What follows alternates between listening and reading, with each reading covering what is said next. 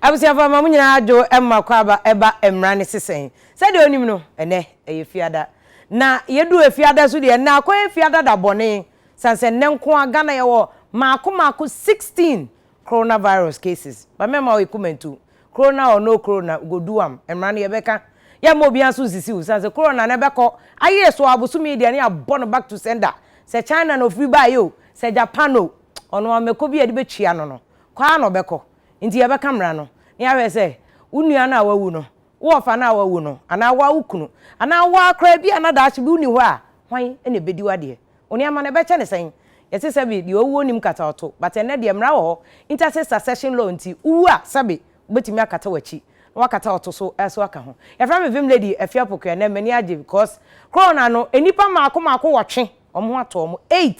omo ato omo don't fear ate ye wonyankopon ye nti se Donald Trump no ne nkofo na aka no ye se de tie bia be born back to sender nti me Mmara no ye be to yabo na ya cheche ne mani nyina mu wo case bi afra yen na fa to yenim na lawyer fo akese o mu nyina yi ano emma na so de father Dr. Father Dixon aka yan wo studio and the legendary Mr. Q Mr. Corte one of the legendary people in movie industry oka ho o mu nyina ta echi production team no so land nti ne Mmara ne sesen de Mmara ne se no ye be start if corona ye de do ensamanse wheels mu ya to aso ni ade ni abro ye ba sisi ya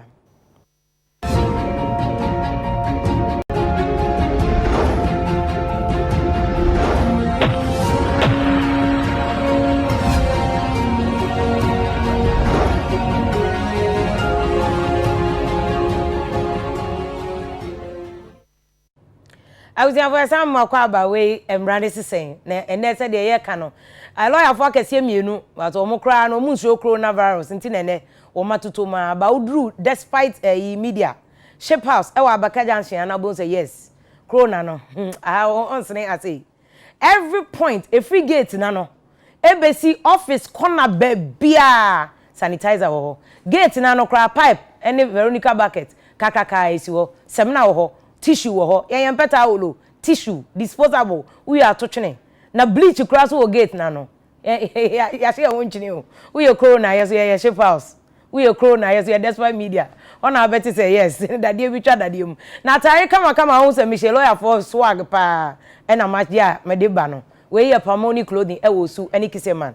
dress judges ne lawyer for ne ade nti we ya judge no ko uti sifi court kra judge no hu an say we ya swag na judge lawyer kra wo swag a case ko itimi di ma entem and a lawyer any teacher for akese mienu and wo mbatu di hanum say yera abafo entifo e kira de e wo Gempa law faculty onu kro ya so ye lawyer pania wa yire no ho aye adwuma na chepa onu ni nua e lawyer Richard Aban enso ye private legal practitioner o san kira de o kira law faculty for de e wo Wisconsin University enti o mienu na bebo ame ato aso e wo ba bia na no ye kira ase enti na hwe screen no so bo hu number wo so fa number no ana tro number no to bisa question no na lawyer for nya aboche no mu yi ano man pedi for akwaba council na last week ye kan corona no ho asem kakra na akoy se nne no asan tie another level la yenya 16 cases se si aye wa pomudi adwuma ye for ye si omunyina essential workers essential services ye say ye ntumi nkode fie corona mo e wo se ye ba adwuma san so de otifie quarantine no ko behwe TV nti sai essential services ya omo ye adwuma yi so ochina na se bia aban so wabo ye ho ban Ghana health service so wabo ye ho ban obi kotiti corona na obetimi anya case ti aban sa aban na wa mo ne ho ban ana se kanso de ye no na ye nko kuma se de no so omo te Ghana ha na corona na to a omo no omo betimi anya duty of care issue bi atia aban ana wo mranim kanso yo se ye kan se embramu ye obibi ye kan duty of care se ka se duty of care se ne se obi wo gina bia emrekere se e wo se sa nipa no oye bibi oye ahweyie ana se ode kwana adwen mu se nyoma meye no ana ne manye no ebetimi nya nsunsun bone bi so ebusan bone bi ewo obi nso nti e ba ne sa ne dia enomra enemi wo bi kan na se me compensate nipa na se bibi sa ye hwe ye mra no mu dia yenim se aban asudie ni se o se or provide necessary health facilities as yare bomia yabeko ho ana say your friend saying indru bia be create environment ama nduro be available obi na be din se wo a wonya aban worker wo be kese aban ha wo direct duty of care so nti me fa ne se wo say asem to edwuma mu ha nipa owo direct duty of care emma wono ye wo employer despite group of companies some nti se me fa so obi so ye nurse and as a doctor na wo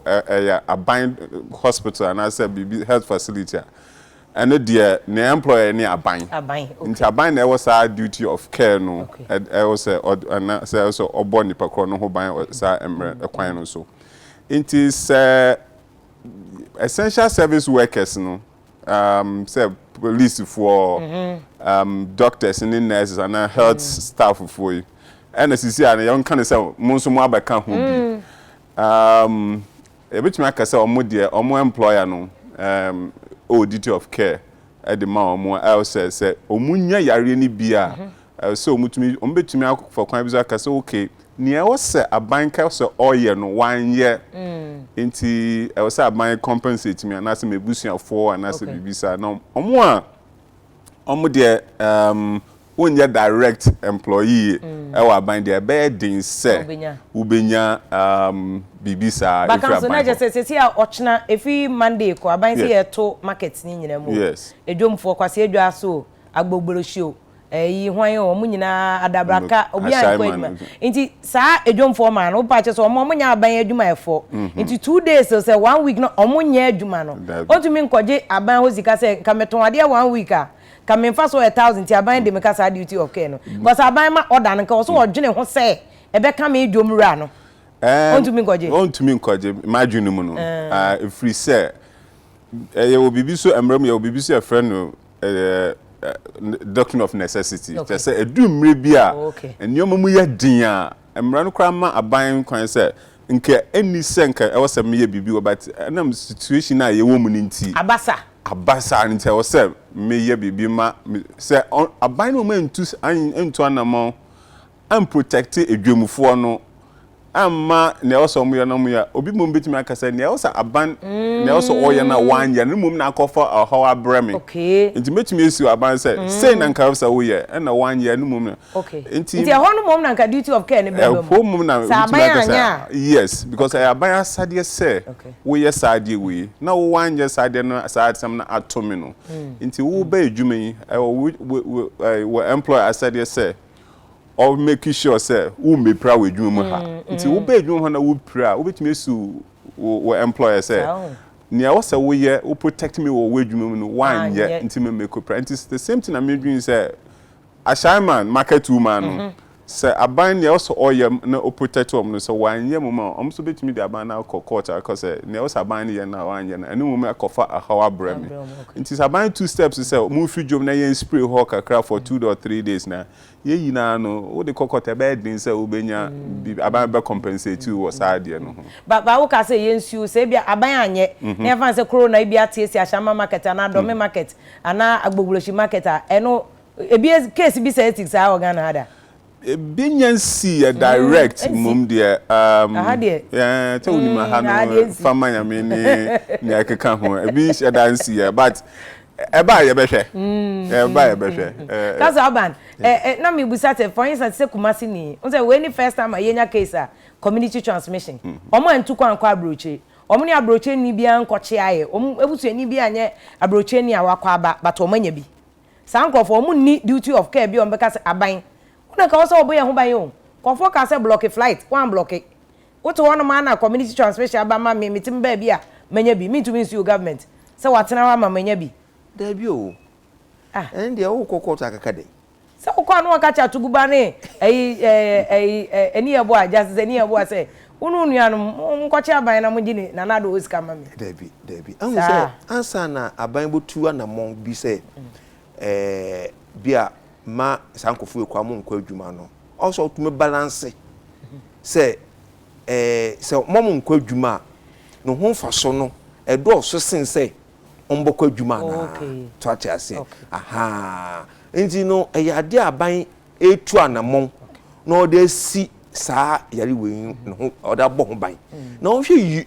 US kra na omo wo nduro omo wo hospitals a omo asisi they are well advanced in medicine and technology onko omo fa omo tati ase enti no enya yare bia obotum agina so na wakase me mantu kwan manko ba bia na me yare enti aban me ba baji sika wo nchen na me da akosam yare na bibisa na mmom no me fi say aban anam obotum atu ni say obotum a make sure say wo mo benya sa yare no ya hwe wo mu yie na wo so no ma mfa nkosan amanfo to ati say no ne yaban duty say obobo ye ho ban wo sa kwan no so na obohwe say so binya say wantu kwan yo say wutu kwan yo na say wo Ghana nko ampo na say wonya yaban asede say obotum detect na wo ma twon ahye baabi na wo ma hwe no wate apo na wo so amfa nkosan amanfo to ati say aha no dem fi say sa na mutumi aka no na say obokokọ to say ade na aka nti aban ma usika de I think say no be den kaka say court no ka so obi antena ya okokra ahwe nyi unye ba council tv court na tete o montena se na de me ba sa se mu esu say president be kasa no executive order Mmara enough said the nkofo ka so sofo bi akoye aso ya che no law NIA for etro din yes NIA for ba under president asem o kan ye no and they don't come first of all aban president okasa Mmara na enye ni na kasa president be kasa ni na Mmara ebi Mmara ebi so ho enye Mmara nti ebi gina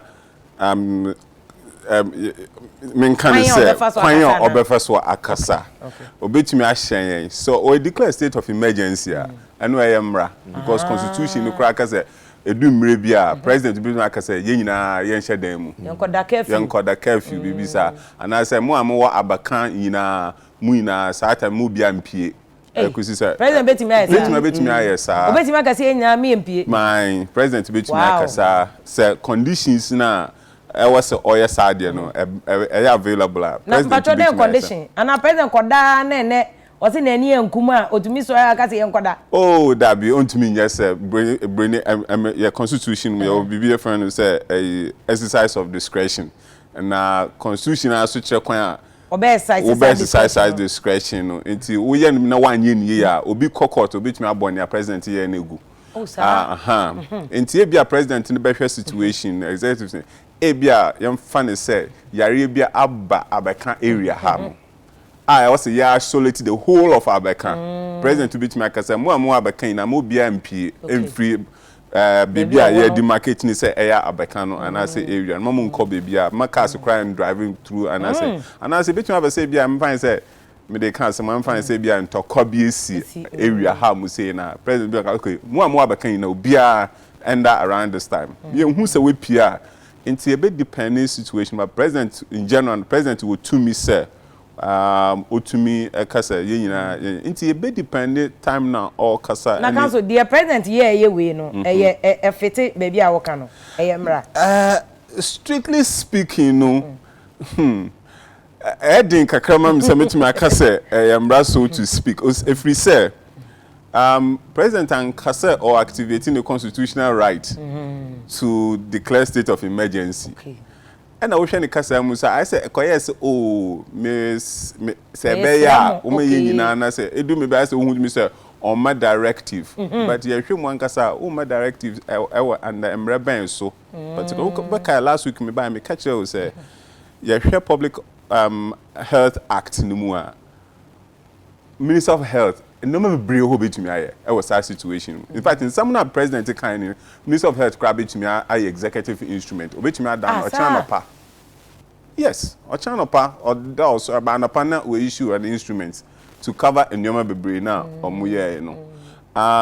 but ebia na omu free sa some no sanya ye ne kakra na say ye manage ne ye man nye eyi bebre enti sanka president betumi akọ court parliament so declare emergency within 40 or 72 hours or so parliament sit so na they say ompene so a na yehu ne ye be yehu but definitely no so could maybe I say president kasa ne fa bi no yetumi hu say ebia yama no executive power na executive power ne bi no so ne say all my instructions say yenye say enti sani abebo yankasa na ewo emra no mu nti ne okan no ya be fa ne say but me de na idea ne ba mu kakra ne ametumi aka ne say who's the president kasa no obobo nyoma bebre or let's say nyoma ne bi na odu bi o say eba na yiye dia private barrier betumi akoso se nipa ne nya mu nya more than 25 dia na dia na anokra no mu observe mu titintem na dia ni eyi no nti obi betumi aka say ene 25 no kan ye no eye yiye pe ana say ebia na enya bibia nti na ifo ntumi nka say yanzu ya titintem nti your friends yen ka ho ana say eyi no obi so betumi aka say well wan fa NIA-fo anka ho nti so wan fa NIA-fo anka ho dia e say mo nka ho na ye nka ho ne e say ya ne say yetiti nkrofo ntem all right na but can so or can say social gathering no nti say social gathering there the NIA-fo you say social anya social gathering and no be say betumi aka say social gathering no say social gathering in its ordinary sense no maybe a few more be say bia sorry you call na mo na mo che be positive interpretation I will miss her. Let me man say oh you no possible so can NIA-fo no and the social gathering dan chan yeti ha cry social gathering it you kodwomu a social gathering kodwomu a social gathering ni ade but I mean but in I think says you hwemu a beboa say NIA-fo be review ade na omo ye no na omo take a second look at it na because we say report amity no so who read them what they are to them but abontin ni die nipa ne tetare so emboa council NIA-fo ba under sa law we the omo ye no because they say NIA-fo to aso nipa two crowd rate akokot enra omo say stop NIA-fo one thing is say I say aban no NIA-fo nti omo ye aban omo ye adwuma ma aban cha aban dwuma no wankasa aban dwuma fo mo nya dwuma okay parliament say omo city yes to atia say wankasa say we aban dwuma man ye dwuma nti I think say NIA-fo no sa interpretation no ina omo de ma omo ka social gathering na ye nya cha say bibi say asori men kwa asori cha asori podo bodin to asa say churches ne sa no mo na dia no nti nya me feel say nkofo a aban no person hye wo mu say momo ye a particular thing no o mention omudi nti no oba interpretation na say wambo wudin a na which means no wonka that group of people na o person exempt omo no to attest nti we no say de ma court no na court to decide once omo de akọ but cancel we mo nyina mo say ye kan fa de na duty of care say duty of care na say the council nti fo chire mu no nipa na oba betwo ni din no wo de ne kan na ye de ne ka so be ensure say all troni don metete yare emfa nko na de all troni no all tronkofo di ni so na ye fo so de ne ka say ono so troni no bi so mfa yare mehye no it is a duty of care ni be mu a ye bo odi o ya ma odi o na ye fo mba under the law ana omo ba under the law me pa cho be omo ba na mom no an say sisi an so bi ye obi wa na ye na say onya yare ni bi na say obutuma approve say eye won a mo ba ho star na abanse ma nipa dudu bebre nhia to atiase na wo ma kwan se me nko ya dwuma nipa dudu hia ye enti nipa dudu am hia ye na wo ba me nche no na wo mo so na manya yare ni bidia sa duty of care no you owe to that person to atiase because wo ya dwuma na abanse me nipa be more than 25 omu nhia ba ko because omu nhia ba ko no so obi wo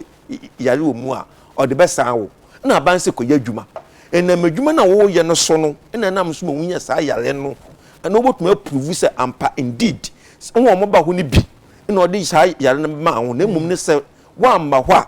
anaso wa ma wan ko ya sa dwuma no dia nka wunya sa yare na dia nka ne obotuma prove sa duty of care nti council o pa je say entwen ma obi nya yare ni bi enya sa na me asa na ko prove duty of care na enya sa na me pa kire na mum no me fi say na ye pa ye na ye di su ade ne say ne omo ye no efamra kwemu anase efamra kwemu to ati ase aha nti o simple answer ne say efamra kwemu and efamra eno de mintumi eya no eno de court asem court it is am ko ya no a na da nti mi ko du baby o say o na o si TV na wo the president kan say the na council nti buche o ne ne ya dwe eyemra ana anyemra o say o de court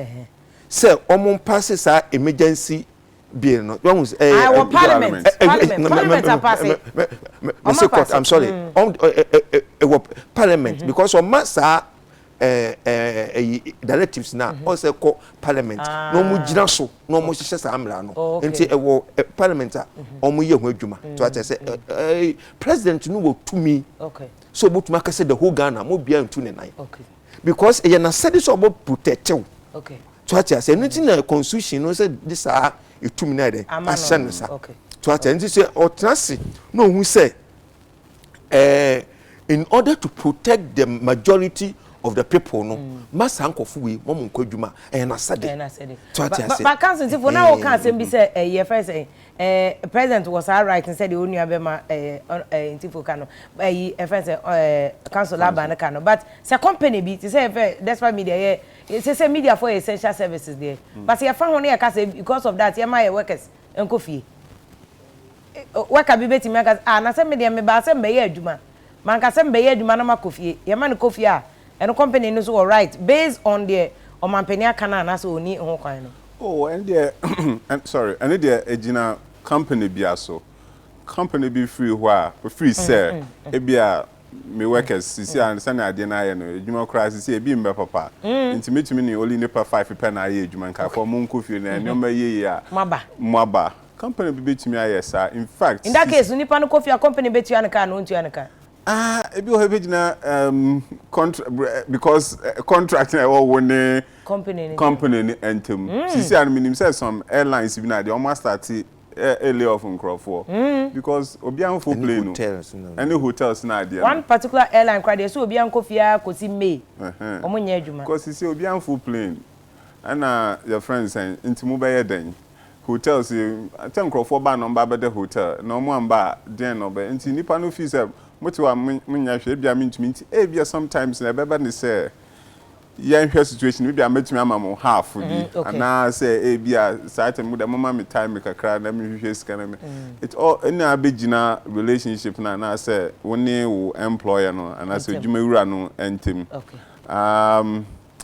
abedin bia na nipa no nka say o yuwedi o se kona eye kakra na waba also kona say also the mbosome na your budget you are bosome no kotene fie ye ma ohwe o eno so yasem cancel aban omo a omo be breach de mumie ni na maji atuto o mampeni ka say yemra nti obi ka say me de mekwa akoye ma sorry ti say sofo ye ekoche na okumase na eye law eye no kwan say police wo be kwa akoche no nti me ka because at the time police wo no koche no na say law na wo ka say parliament aji atum no munya nji tumo nti time no mo koche no bi emra na sofo na break bi onya kan ye pe na yemra wo president Kasape na yemra okanya to okanya na day on my date from 20 I think 20 what is it 16th I think no say it started the following Monday bia the following Monday until from that day no following Monday no yemra to atia say yemra na me ka say okan sore so ka ho obodi sa sore ne sa group of ntu so right here me kwa kwache bus wabum na no so waka say memfa nipa bebre inhia church ase nipa bebre more than 25 and as 100 enya constitution na ma right of religion so obi a wo kwan so osome ne nyame e wo kwan osome ne nyame enya no wasam ne yekan say president wo se chinchini a wo de wo so wo emergency ti obi anhye ne dem me so me nyame ne say ye be group ni abo empire debi wo je sa na wabu emra na constitution da ma president ne so okay yeti Ghana hey de bia ye kwa asale to ati ase na yari bia ba na yare no se nipa bebre do so no muhia na sa yare no eteche amanfo na president say na me so person protect wo rankasa no congregation ti no within the next 4 weeks no men kwa asale na yare no embre fom na nipa mo baba so no o mo ti apa o maba enya bone so ati ase eno no ye bone okay and right to religion and I say who was quite say osum onyame a osum ana bi opposite wow betimi akọ bia opebia but which constitution mu a or say ni na is subject to public health, public morality and public law. Into do mrebia nese who are right to move to any place. Who are right to sell besum bus bia and I say spirit bia person osum na asori bia person we ye. But they do mrebia on mining na no interest no overriding na ye into do mrebia aba betuma ka say yes. Wo ho kwan say we now person but I had there me my own intimate between na yes so it me ban isa I see council any mo enko interstate succession law na no ye sha say free ye no they say the be kro na akum ko for other countries yeti na ye say Ghana had nkum obi ade nti say obi ani na no ho so cases aba nyina na say 29 35 41 by that time typically Ghana had no obi anya will bia 41 ye bia wodan baako ene ade nti say saa time no yes na say corona bi becho no okwa onye we o na no ye kan ho asema oka synthesis succession law no ene ba ye kan so say wo kire mu so say bi mu di enade ebi mu di ejade nti how does eno ejade ana enade no e kan synthesis succession law no yo enade ni ejade no ne wo mu ni say ansana and I said before I ever interstate succession law our PNDC ambreso no na samre na enade na ejade no etaba mu pa so bi wu no wanya wila na yesi ena odi enade aha enti bon se ne fie ne wofa asefo ne nuanom mbasiafo ne ade o maba se yan ye di ade enti aha no mo aba for mo wofa nyoma no mo ase omo ti ye ne yebehwa mba ne yere no kakra omo ti nya no yaje bibie from musem enu nti na aban na also society PNC abreso no omo de interstate succession law ne baye sa ebeche ne nti no baye no enade na ejade asem bia anim enade na ejesem bia anim ewo nipa no ankasa ni ejapade a ono ankasa atim fifiri ape se nipa no edwo family position bia say bia na oyobusia pani ana be say ohene ana say bia na ote ebusia asase so ana say owo ebusia japade bi woni nchan dia eno no interstate succession law na emfa ho but me sanso gitumu say account for in particular no obi wu a yese so obi di na de sa adidie no different from say nipa no ejapade a owo no ankasa no enti bia me kan say am fan say me free mu a me busuafo be because say hwan na ebedi na de ebetumi akasa minu ndi ma de ebetumi akasa but minu anu ane say symbolic me hu say na msinka no bro ya di BBC bibia na emu keke so si anem enti me fan say ochine bi na say me mba ekoware ombo say wo papa wa hin na ya so papa ni ho na dia di phone ni eno che say wo japade na ojae na omedi dabi eno no sisi ano sai japade no PNDC law 111 no ewo ho no eno na echema oyere anase okunu surviving spouse emba so womba ena your friend saying surviving awofo so na awofo ti asia ansana ebusuafo aba nti PNDC law 111 awofo no ebusuafo no wa kra in fact senior man kra no so ebusuafo no de omunya bi kra senior man nipa no nyoma ndo so a mranu sa law no hwe mranu friend small estate say small estate ebusuafo mbabu kra de omunya bi kra straight away eno na na mebusa council say ebeda na sa mra we PNDC law 111 edu nkrase because who come nkrase as law we eniwo council na unia council ka say ne ya chema na yire ne mma emma no ona na obi send a case o send the story papa ndika ware back on no ni jaye o ware de to so mienu ono ne wo miensa one ne eto asase omo mienu ka bo mu so omu si dan e na ai e fa say papa no ewuyi omo si dan no po wi na papa no owo ma won chen a oba no de wan ware no san kola no mo kama no mo di na de no wana mpotwan debio san kola no o ma me o fa na ware no mpotwan Oh, Enti Mmara no wa kase. Obesu uja o. Mpacho Mmara no anka Onye papa ne yire o ya nya no ho ade amokokoko yenye no we. So oka children na wanka say nia ota worase ne ma. Yes, na Mmara. Dabi oba nya so ntia wa ya so wanya no ho ade kra. Na me papa say oyem papa no ne ma. Nti nkola ni nyina ka ho. Ka ho. So oti ase no ohwe omo se ana ofa omo se okran aju omo se ne ma omo ka ho na se papa na obi oyire no mba mienu miensa na one ketwa no akonya yire no one nnete ne ma na aka na ayo omo nya bongala so omo nya waware mo obi abetu made to foforo aba ti mo adadafo no mo ka ho impochai oya papa ne ma papa no ofa ma me mu no wo so mo nyina matwam mo matwam wagya mo no akofa foforo dabi se oya will na odi sade se ne baby adi 18 no on money bi no problem na mum ni so wanya will na owu ya eye PNDC 111 no ene ye bohwe so ne da che na no so no enchechem bia anim se oye first wife ba second wife ba third wife ba anasa mpena ba o si ne ma ase o si ne wawu no ne ma na mpacho se de wawu ne ba na bia ne ba we kra no because on girlfriend e wo ye ana on pese ne yire kra behu okay nti on girlfriend no kra wo ye yekoto akola ni ko no papa no kwa wanko no problem eno so ne ba se wanto akola ni din o ma obi no na yekoto akola ni din no problem so what me prove se eye papa no ne ba twati ase obetime prove say papa no ne ba again ye mpena no onye wife o enya ana japade na wo ho no ge no nka ho da binya again na asem ne yeka wan sensuo me pete wan to blog wan ye hwe wan wadiane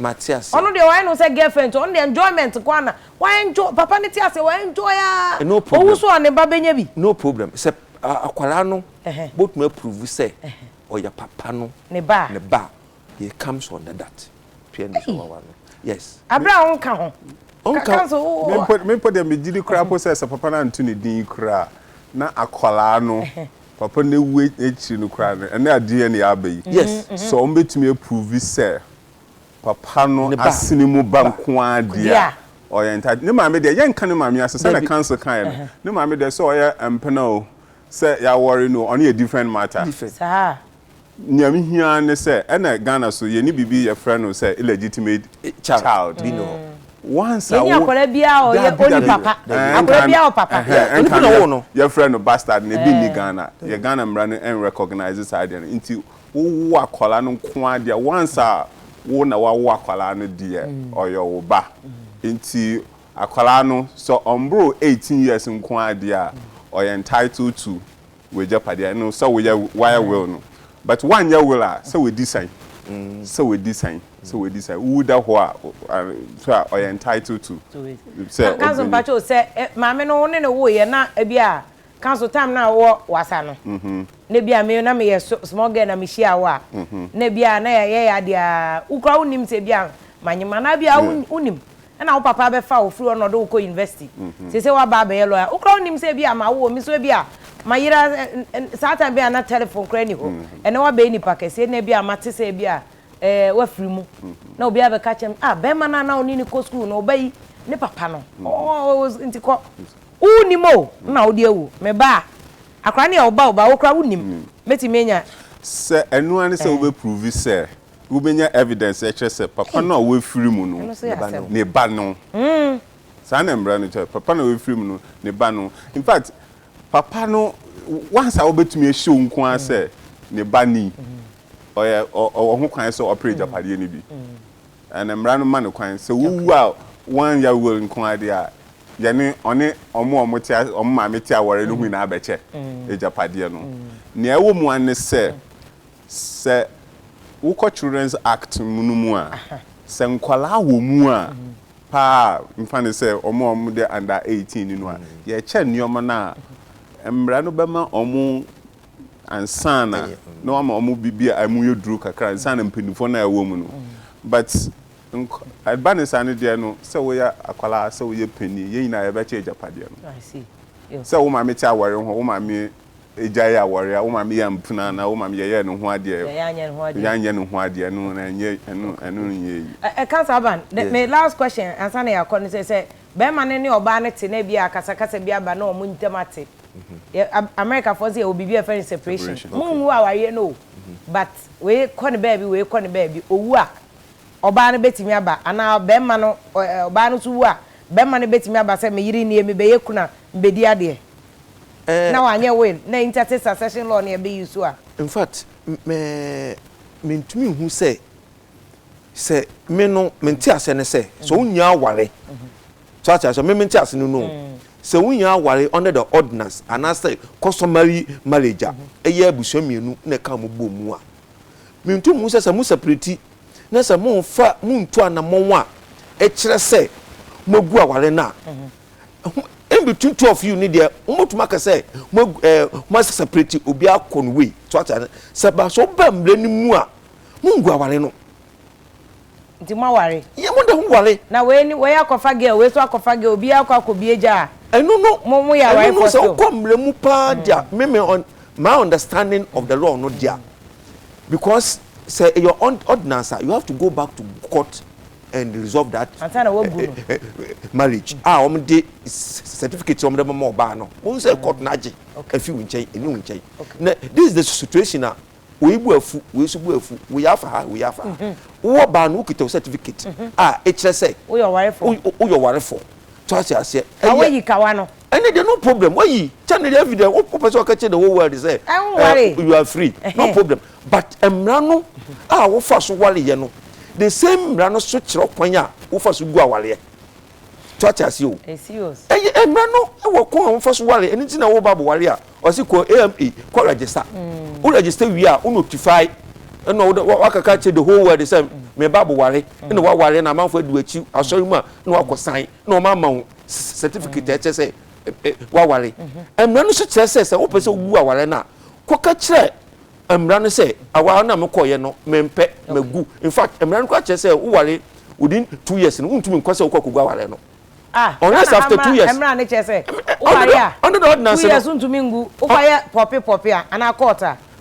untumi ngu no 2 years untumi ngu before 2 years but efia wa ye dia ade eche kwa untumi gu no efia wa ye dia efia wa de say busafo ba jinsa ne dia untumi gu no busafo ba jinsa no dia na o maka say bia even court no there are so many reasons omugina so because emra na kasa kwasa emra ni kira wargu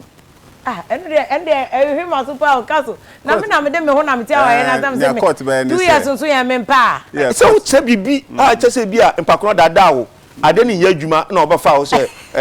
oba bo wa wo to ati ase nti ontumi mu adwuma ene so dada wo nti no awa no ntumi 2 years na 2 years obo wa that is not fair Debi so obo dia eno so ya another offense a obotuma gina so wagu awale to ati ase but ntumi sori preko say me koye no oba ma na bia onye romantic bia sa ene bibi say na de take away na agu menua na o mi say marriage na aware na embo 2 years a say wo na say opese wo gu aware na say wo din kan de your friend is a motion okay e court say me besre court kwan ekujaya aware okay so and the court and until all can say 2 years won't mean into court never him say I don't know 2 years only 2 years I don't know person with jaya aware who to me convince court and say me bro 2 years in the but na mom nyama e cost no so one me jaya assembly to me na court ni hwem na say asem can I talk to na okay my say the mama kwan and sana would the petition na edija ya warrior na aba court ni na court na hwem sa I see abusiafo governor ya de but I was here this year because here breno ayebe the lawyer say catch any say any aba hase ya be kan samanse ho asem ya be ka coronavirus so legal issues e wo mu but the omudi chat on the air o ware ya 2 years jine ho awaye emos kevinana na kan asem marriage is necessity enye emergency enya enso enya ho pepre enkonko shem na awe 2 years nso e o de ya akwa atuguba ho abo se de obesisi wasoma mo enye 2 years na so be ma 10 gram so ko ware abra be hwe me cameraman no 2 years. Oh, it's a cameraman or TV social. So yeah, more TV. Watch your capra cranny one. Oh, bath or sick abra. I'm not saying you have your family lady if you have a that can see Pudio pa na mde ma lawyer Richard Alban lawyer or sign a teacher ni or chair law students are there. Sanso na business school, so business school. Oh, that's good. Council of business school, your customer, I cannot professor. That's not me, I'm a teacher, Buffalo, Intifu, so HR, the game law faculty, or not chairman, on any packet or chair, dear Tonobo, and my students. But I was for the best year, and I come yard my next week. I said, I come my camera crew, Nina, and you producer Sika, Afia, and the directors, Obia, and Yakupon Shamu. Father Dick, and as I said, Obama and moral support, and Mr. Q. Yakupon yard my next week, your best share.